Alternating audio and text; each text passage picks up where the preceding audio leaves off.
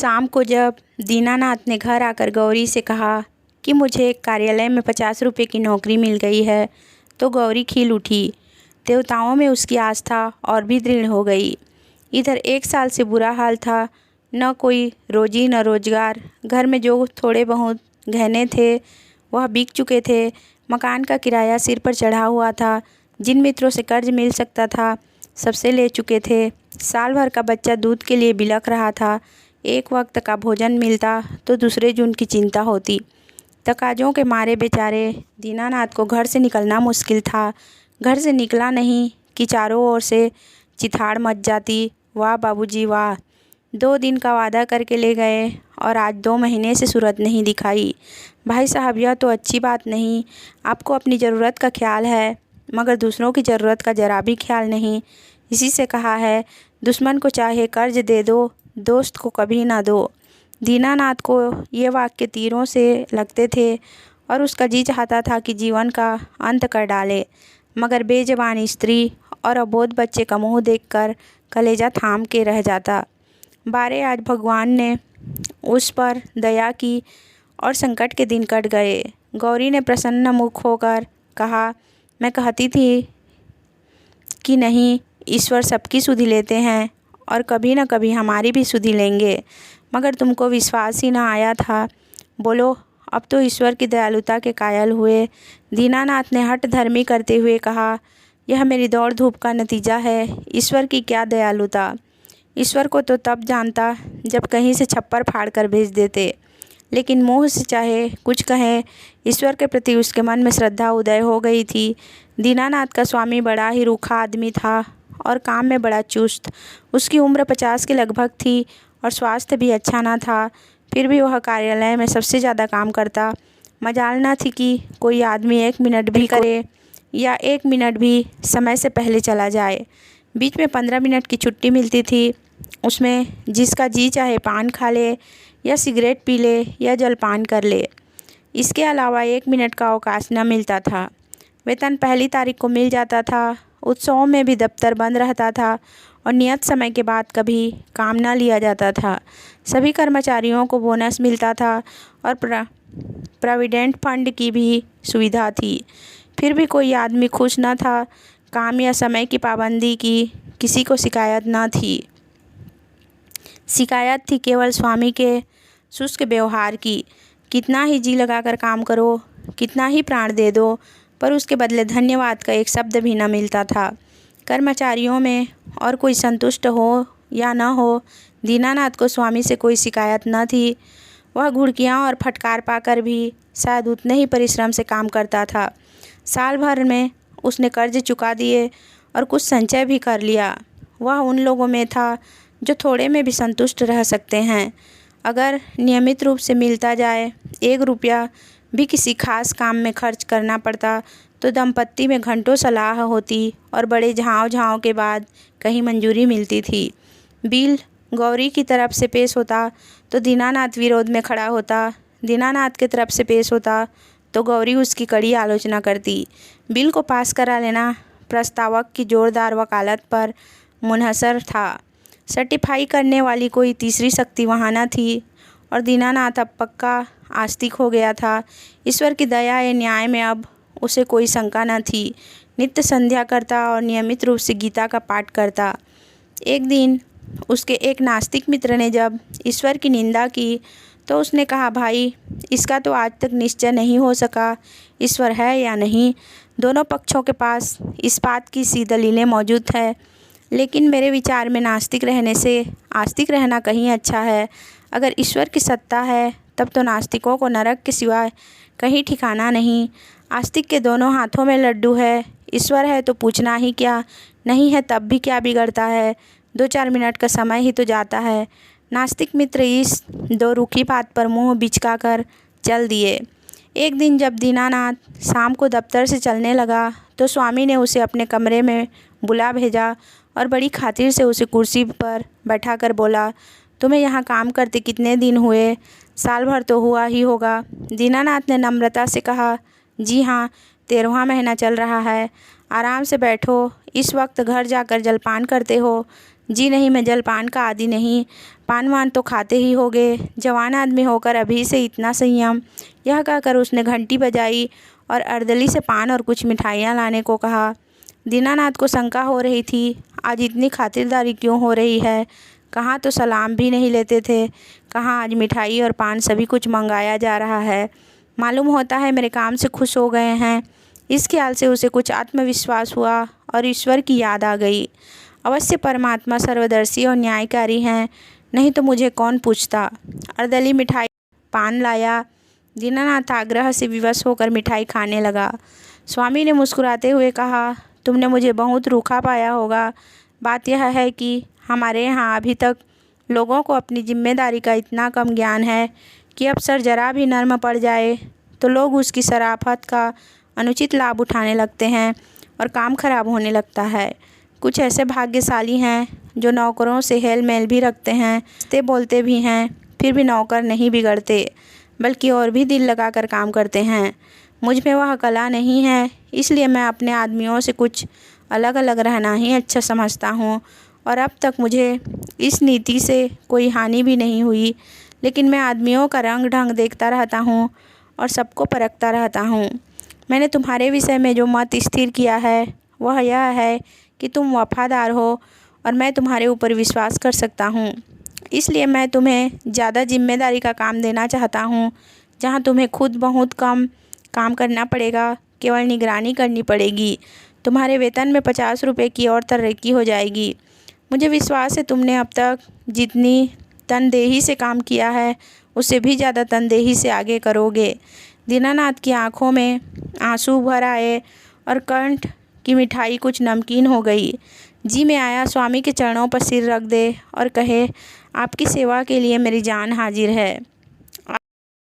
मेरा जो सम्मान बढ़ाया है मैं उसे निभाने में कोई कसर न उठा रखूँगा। लेकिन स्वर काँप रहा था और वह केवल कृतज्ञता भरी आंखों से देख रह गया। सेठ जी ने एक मोटा सा लेजर निकालते हुए कहा, मैं एक ऐसे काम में तुम्हारी मदद चाहता हूँ जिस पर इस कार्यालय का सारा भविष्य टिका हुआ है। इतने आदमियों में मैंने केवल तुम्ही को विश्वास योग्य समझा है और मुझे आशा है कि तुम मुझे निराश न करोगे। यह पिछले साल का लेजर है और इसमें कुछ ऐसी रकमें दर्ज हो गई हैं जिनके अनुसार कंपनी को कई हज़ार लाभ होता है। लेकिन तुम जानते हो हम कई महीनों से घाटे पर काम कर रहे हैं। जिस क्लर्क ने यह लेजर लिखा था उसकी लिखावट तुम्हारी लिखावट से बिल्कुल मिलती है। अगर दोनों लिखावटें आमने सामने रख दी जाए तो किसी विशेषज्ञ को भी उनमें भेद करना कठिन हो जाएगा। मैं चाहता हूँ तुम लेजर में एक पृष्ठ फिर से लिख कर जोड़ दो और उसी नंबर का पृष्ठ उसमें से निकाल लो। मैंने पृष्ठ का नंबर छपवा लिया है, एक दफ्तरी भी ठीक कर लिया है जो रात भर में लेजर की जिल्दबंदी कर देगा। किसी को पता तक न चलेगा। ज़रूरत सिर्फ यह है कि तुम अपनी कलम से उस पृष्ठ की नकल कर दो। दीनानाथ ने शंका की, जब उस पृष्ठ की नकल ही करनी है तो उसे निकालने की क्या ज़रूरत है। सेठ जी हंसे, तो क्या तुम समझते हो उस पृष्ठ की हूबहू नकल करनी होगी। मैं कुछ रकमों में परिवर्तन कर दूंगा। मैं तुम्हें विश्वास दिलाता हूँ कि मैं केवल कार्यालय की भलाई के ख्याल से यह कार्रवाई कर रहा हूँ। अगर यह रद्दोबदल न किया गया तो कार्यालय के 100 आदमियों की जीविका में बाधा पड़ जाएगी। इसमें कुछ सोच विचार करने की ज़रूरत ही नहीं, केवल आधा घंटे का काम है। तुम बहुत तेज़ लिखते हो। कठिन समस्या थी। स्पष्ट था कि उससे जाल बनाने को कहा जा रहा है। उसके पास इस रहस्य का पता लगाने का कोई साधन न था कि सेठ जी जो कुछ कह रहे हैं वह स्वार्थवश होकर या कार्यालय की रक्षा के लिए। लेकिन किसी दशा में भी है यह जाल, घोर जाल। क्या वह अपनी आत्मा की हत्या करेगा? नहीं, किसी तरह नहीं। उसने डरते डरते कहा, मुझे आप क्षमा करें, मैं यह काम न कर सकूँगा। सेठ जी ने उसी अविचलित मुस्कान के साथ पूछा, क्यों? इसलिए कि यह सरासर जाल है। जाल किसे कहते हैं? किसी हिसाब में उलटफेर करना जाल है। लेकिन उस उलटफेर से 100 आदमियों की जीविका बनी रहे तो इस दशा में भी वह जाल है। कंपनी की असली हालत कुछ और है, कागजी हालत कुछ और। अगर यहाँ तब्दीली न की गई तो तुरंत कई हज़ार रुपये नफ़े के देने पड़ जाएंगे और नतीजा यह होगा कि कंपनी का दिवाला हो जाएगा और सारे आदमियों को घर बैठना पड़ेगा। मैं नहीं चाहता कि थोड़े से मालदार हिस्सेदारों के लिए इतने गरीबों का खून किया जाए। परोपकार के लिए कुछ जाल भी करना पड़े तो वह आत्मा की हत्या नहीं है। दीनानाथ को कोई जवाब न सूझा। अगर सेठ जी का कहना सच है और इस जाल से 100 आदमियों की रोजी बनी रहे तो वास्तव में वह जाल नहीं, कठोर कर्तव्य है। अगर आत्मा की हत्या होती भी तो 100 आदमियों की रक्षा के लिए उसकी परवाह न करनी चाहिए। लेकिन नैतिक समाधान हो जाने पर अपनी रक्षा का विचार आया। बोला, लेकिन कहीं मामला खुल गया तो मैं मिट जाऊंगा। 14 साल के लिए काले पानी भेज दिया जाऊंगा। सेठ ने जोर कहा मारा, अगर मामला खुल गया तो तुम न फंसोगे, मैं फंसूंगा। तुम साफ इनकार कर सकते हो, लिखावट तो पकड़ी जाएगी। पता ही कैसे चलेगा कि कौन पृष्ठ बदला गया?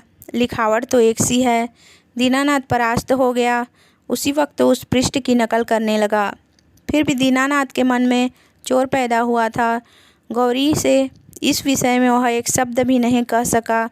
1 महीने के बाद उसकी तरक्की हुई। 100 रुपये मिलने लगे, 200 बोनस के भी मिले। यह सब कुछ था। घर में खुशहाली के चिन्ह नज़र आने लगे। लेकिन दीनानाथ का अपराधी मन एक बोझ से दबा रहता था। जिन दलीलों से सेठ जी ने उसकी ज़ुबान बंद कर दी थी, उन दलीलों से गौरी को संतुष्ट कर सकने का उसे विश्वास न था। उसकी ईश्वर निष्ठा उसे सदैव डराती रहती थी। इस अपराध का कोई भयंकर दंड अवश्य मिलेगा। किसी प्रायश्चित, किसी अनुष्ठान से उसे रोकना असंभव है। अभी न मिले, साल 2 साल न मिले, 10-5 साल न मिले, पर जितनी ही देर में मिलेगा उतना ही भयंकर होगा। मूलधन ब्याज के साथ बढ़ता जाएगा। वह अक्सर पछताता, मैं क्यों सेठ जी के प्रलोभन में आ गया। कार्यालय टूटता या रहता मेरी बला से, आदमियों की रोजी जाती या रहती मेरी बला से। मुझे तो यह प्राण पीड़ा न होती। लेकिन अब तो जो कुछ होना था हो चुका और दंड अवश्य मिलेगा। इस शंका ने उसने जीवन का उत्साह, आनंद और माधुर्य सब कुछ हर लिया। मलेरिया फैला हुआ था। बच्चे को ज्वर आया। दीनानाथ के प्राण नहीं में समा गए। दंड का विधान आ पहुंचा। कहाँ जाएं, क्या करें, जैसे बुद्धि भ्रष्ट हो गई। गौरी ने कहा, जाकर कोई दवा लाओ या किसी डॉक्टर को दिखा दो। 3 दिन तो हो गए। दीनानाथ ने चिंतित मन से कहा, हाँ जाता हूँ, लेकिन मुझे बड़ा भय लग रहा है। भय की कौन सी बात है? बेबात की बात मुंह से निकालते हो। आजकल किसे ज्वर नहीं आता? ईश्वर इतना निर्दयी क्यों है? ईश्वर निर्दयी है पापियों के लिए। हमने किसका क्या हर लिया है?